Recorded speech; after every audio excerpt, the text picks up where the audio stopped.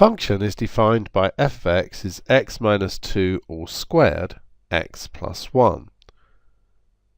Determine the coordinates, and note that is coordinates, of the y-intercept of the graph. So the y-intercept happens when x is 0.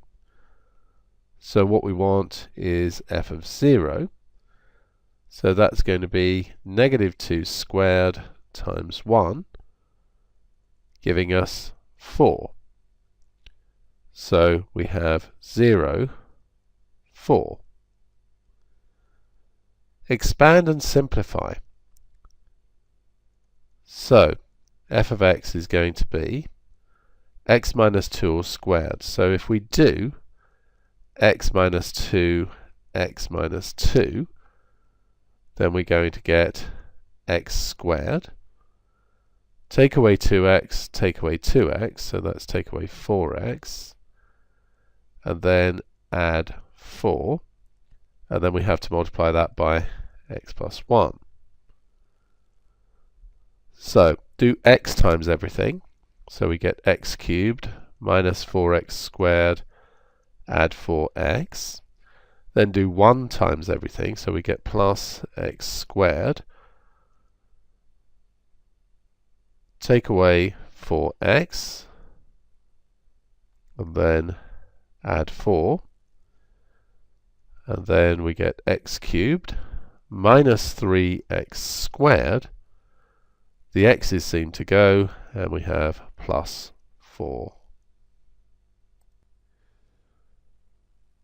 The coordinates of one of the turning points of the graph can be read from the function definition. State the coordinates of this turning point.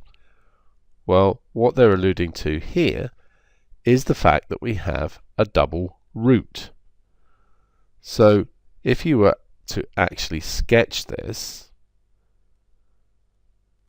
this would be a double root here, and you've got the other root here at negative 1. So if it's a double root, what that means is that it only touches the axis there. So this turning point here is on the axis. So that's just going to be 2, 0. We now have a second function, g of x, which is x cubed minus 3x squared minus 10x add 24. So g of 2 is going to be 2 cubed, which is 8. Take away 3 times 2 squared, so that's 3 times 4, which is 12. Take away 20, add 24. So that ends up being 32 take away 32, which is equal to 0.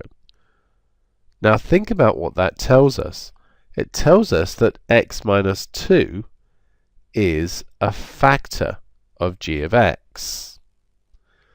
So when we're asked to factorize g of x, already we know that x minus 2 is a factor. Let's look at the other factor. Well, this is just an x cubed, so we must start with x squared. Then we don't know how many x's. But if we've got negative 2 here, and this is a plus 24, it must finish with minus 12. So let's look we could look at either of the middle terms, but let's look at this one.